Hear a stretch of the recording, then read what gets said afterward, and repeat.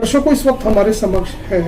Doctor Baghel multi speciality dental laser and aesthetic clinic के director doctor Sunil Baghel, जो कि आप एक लेजर डेंटल इम्प्लांट स्पेशलिस्ट हो। सर, हमारे चैनल्स में आपका स्वागत है। Thank you. सर, हम आपसे ये जानना चाहेंगे कि इन दिनों देखा गया डेंटल इन्फेक्शंस, कैविटीज की काफ़ी प्रॉब्लम्स बढ़ रहे हैं, तो आप ये बताइए आपकी क्लिनिक में किस तरह से डेंटल पेन लेकर पेशेंट्स आते हैं, उस बारे में बताइए। फर्स्ट ऑफ ऑल ये चीज़ है क्या, कैरीज जो होती है वो इनिशियली सभी लोग इंडिया में बहुत ही कैजुअल अप्रोच है, सभी लोग इसको सीरियसली लेते ही नहीं है। जब तक पेशेंट को पेन नहीं होता है तब तक पेशेंट ऐसा फील नहीं करता है क्या डॉक्टर के पास जाना चाहिए, या उसको एक दो रात ऐसा हो जाता है कि डिस्कम्फर्ट हो जाता है, वो पेन सहन नहीं कर पाता, तब तक डॉक्टर के पास, डेंटिस्ट के पास पहुंचता नहीं है। तो इसके लिए अपने को एक अवेयरनेस बहुत ज़रूरी है, स्पेशली गवर्नमेंट की तरफ से, जो या ऐसे एडवर्टाइजिंग बहुत ज़रूरी है, ताकि उनको हर आम आदमी को पता चले क्या एक इनिशियल फेज में ही अभी अपन केरीज ट्रीट कर लेते हैं तो उसका कॉस्टिंग भी वेरी मिनिमल और उसका जो प्रोग्नोसिस होता है वो भी लॉन्ग टर्म रहेगा। हाँ, फर्स्ट ऑफ ऑल ये तो हमसे सहमत हूँ क्या most severe pain, one of the most severe pain है। अकॉर्डिंग टू मेरे नॉलेज के हिसाब से सेकंड मोस्ट सीवियर पेन है, फर्स्ट लेबर पेन होता है, second most severe dental pain होता है। तो definitely it is consider as only emergency care, तो इसको तुरंत ट्रीट कर लिए तो उसका तुरंत रिजल्ट भी मिल जाता है और तुरंत पेशेंट को रिलीफ भी मिल जाता है इफ पेशेंट डॉक्टर के पास आता है। तो जस्ट इसका एक 99% ऐसा ही होता है कि जनरली केस पल्प तक अप्रोच कर लेती है या पेरिएपिकल इन्फेक्शन हो जाता है, इस कंडीशन में ही पेशेंट को पेन होता है। तो इस कंडीशन में जब भी या स्वेलिंग अभी आई है तो उसको जस्ट ट्रीट कर लिए, ओपन कर दिए, इसको कहते हैं रूट कैनल ओपनिंग बोलते हैं। यदि वो कर लेते तो पेशेंट तुरंत रिलीफ मिल जाता है, पर पेशेंट का ये ज़्यादा इंपॉर्टेंट है, पेशेंट डॉक्टर के पास विजिट करना बहुत ज़रूरी है। ये दिस इज टू क्या जो ब्लड शुगर लेवल है या पेशेंट हाइपरटेंसिव है, इस वजह से तो ब्लीडिंग गम्स होते हैं, ओरल कैविटी अफेक्ट होती है, जस्ट बिकॉज ऐसे कई मेडिसिन है, स्पेशली ब्लड ग्लूकोज लेवल की या तो हाइपरटेंसिव मेडिसिन जिससे गम्स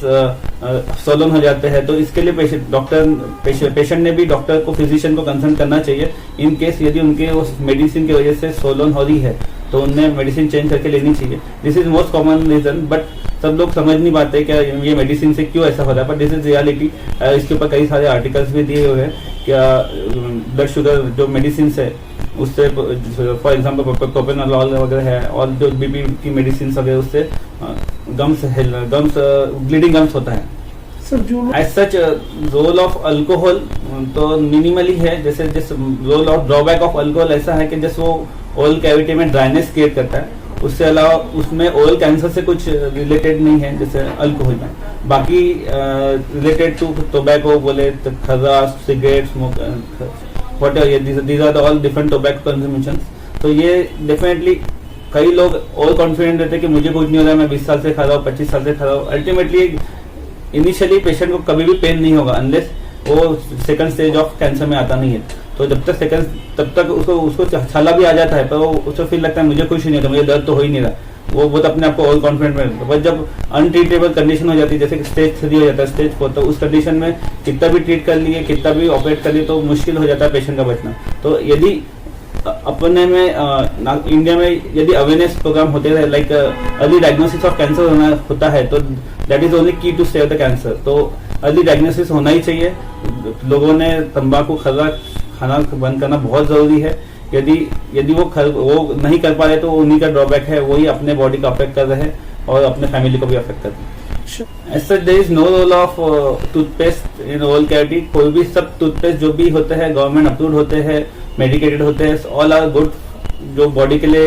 एक्सेप्टेड है वही होते हैं। जो आप बोले जैसे लोगों के दांत घिस जाते हैं तो वो इम्प्रॉपर ब्रशिंग हैबिट की वजह से होता है। जो बहुत फोर्सफुली ब्रश करते हैं तो दांत कट जाते हैं, उसको एट्रीजन, एब्रेजन ऐसा बोलते हैं। इसको कई लोगों को पैरा फंक्शन हैबिट्स रहती है, जो दांत चबाता है, नींद में चबाता है, गुस्से में जब ज्यादा चबाता है। तो सभी टूथपेस्ट तो टूथपेस्ट अच्छे है ऐसा कुछ नहीं, पर जस्ट अपन यूज उसे कैसे करते हैं, पेशेंट उसको यूज कैसे करता है, तो वो इक्वली इंपॉर्टेंट है। Patient education is very equally important. एक आम आदमी को एजुकेट होना चाहिए, क्या कैसे ब्रश करना चाहिए, इस आइडियली 2 मिनट ही करना चाहिए, फोर्सफुली नहीं करना चाहिए, हर 2 से 3 महीने में ब्रश चेंज करना चाहिए, और जो भी ब्रश यूज कर रहे हैं वो अल्ट्रा सॉफ्ट होना चाहिए, तो it will give good result in future also and it will not affect there oral cavity. Obviously जब भी कोई रीजन से, एक तो आइडियल कैरीज की वजह से दांत खराब हो जाता है, या तो फिर ट्रॉमा की वजह से खराब हो जाता है, एक्सीडेंटली कुछ गिरने वजह से दांत खराब हो जाता है, तो इस केस में पहले की पुरानी कंडीशन थी तो कैप ब्रिज लगाते थे, पर आजकल एडवांस टेक्निक्स आ चुकी है, तो अपने को आजू बाजू का दांतों का सपोर्ट लेने की जरूरत नहीं पड़ती है, डायरेक्टली अपन इम्प्लांट डाल सकते हैं, उसका लॉन्ग लास्टिंग रिजल्ट भी है, साथ साथ में वो आजू बाजू के दांतों को भी अफेक्ट नहीं कर रहा है। सो इन केस वो 10 साल 15 साल 20 साल बाद भी खराब होगा तो वही दांत खराब होगा जो इम्प्लांट लगाया है, लेकिन आजू बाजू वाला दांत खराब नहीं होगा। लेकिन अपन ब्रिज लगाते जो पुरानी टेक्निक थी, उससे क्या होता है, हार्डली 5 to 10 ईयर्स के बाद वो दोनों के दोनों तीनों दांत खराब हो जाते हैं, और जो आज एक इम्प्लांट लगने वाला है वो 2 इम्प्लांट लगने वाले रहते हैं, और प्रोग्नोसिस भी वर्स्ट हो जाती है, और बोन लॉस भी कई बार हो चुका रहता है विद एज, और कई लोग सिस्टमिक डिसीज में भी जा चुके रहते हैं, जिसमें तो कई बार उनको रिजल्ट भी अच्छे नहीं मिलते। तो ideally everyone should not go for the bridges right now, everyone need to go with implant only, that will be the best solution। और रही बात अपने क्लिनिक की, तो अपने पास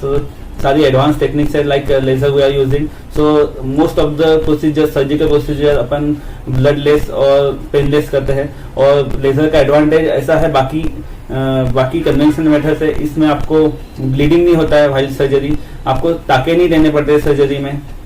आपको post operative medicine like antibiotic नहीं लेनी पड़ती, क्योंकि लेजर आजू बाजू के बैक्टीरिया को ऑटोमेटिकली बंद कर देता है, तो उसमें पोस्ट ऑपरेटिव इन्फेक्शन और पोस्ट ऑपरेटिव पेन भी काफी कम होता है। और obviously it is added advantage over dentistry, it give the better result compare to conventional. Obviously हर प्रोफेशनल चाहता है कि वो अच्छा दिखे, और in fact every common man also चाहता है कि वो अच्छा ही दिखे, तो ऑब्वियसली बेसिक जो ट्रीटमेंट है, बेसिस जो चलते हैं उसमें भी मेटल्स आती है, सिरामिक आती है, अभी लेटेस्ट में इन्विजिलाइन भी आई है, it is really impactful, it give result भी अच्छे है उसके, पर बहुत सीवियर कंडीशन में उसको यूज नहीं कर सकते, पर अल्टीमेटली उसका एडवांटेज भी है, डिसएडवांटेज भी है। एडवांटेज ऐसा है कि वो पेशेंट को बार बार डॉक्टर के पास आने की विजिट की जरूरत नहीं है, दूसरा का एडवांस, और उसको पोस्ट ऑपरेटिव आना तो नहीं है, वो भी एक एडवांटेज है, और दूसरा बट डिसएडवांटेज ऐसा है कि वो उसे फॉलोअप प्रॉपर नहीं ले पाया, तो क्या होता है, पेशेंट ओवर कॉन्फिडेंट में होता है, वो प्लेट्स पहनता नहीं है, हर 15-15 दिनों प्लेट्स चेंज करते रहने पड़ते हैं, तो कभी पेशेंट कंफर्ट जोन में हरदम चाहता है कि वो कंफर्ट जोन में रहे, तो कई बार वो पहनता नहीं है, कई पार्टी जा रहा है, तो it's all depend on patient. तो sometime what I feel conventional is more better in this case compare to the invisalign, but invisalign also best यदि आप अपने पेशेंट में डिसिप्लिन अच्छा है, तो definitely they will get the good result. Ideally, we are following all basic protocol for the corona, like, but everyone should wear the mask. There is no option for that. पर कितना भी protect कर लीजिए, ये तो फैलना ही है, और सब लोगों ने जान चुका है, सब लोग सफर हो चुके हैं, सब लोग सफर हुए हैं, और सब लोग, पर इसका सोल्यूशन यही है कि अपन जितना सेफ्टी कर सकते हैं उतना सेफ्टी करना चाहिए, और यही इसका सोल्यूशन ये है कि इनिशियल स्टेज में अपन इसे ट्रीट कर लेते कोरोना, तो obviously it is very normal disease, but इसको अवॉइड करते अपन तो इट इज डेडली ऑल्सो। बाकी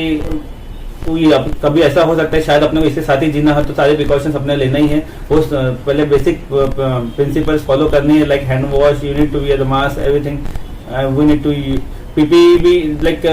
ओपीडी के लिए ठीक है, sometime it's very discomfort for the operators और doctors to operate while doing the surgery, sometime it's cause the discomfort. कई बार ऐसा भी बोला गया, यही प्रोटोकॉल आया है कि एसी विदाउट एसी तुम surgery, so it's very difficult, तो इस protocol is different thing, and doctor को ऑपरेट करना, डॉक्टर भी ऑपरेट करना चाहता है, वो कंफर्ट जोन में करना चाहता है, तो इस केस में obviously we are following the basic protocols, and before doing any surgery we are asking them for the doing RT-PCR and all, so in that way we can take only precautions, but we can't we can't give the confirmation that ऐसा नहीं होगा, but it's all about our immunity. If our immunity is good, our body is healthy, and if we are not having any systemic diseases, then definitely we can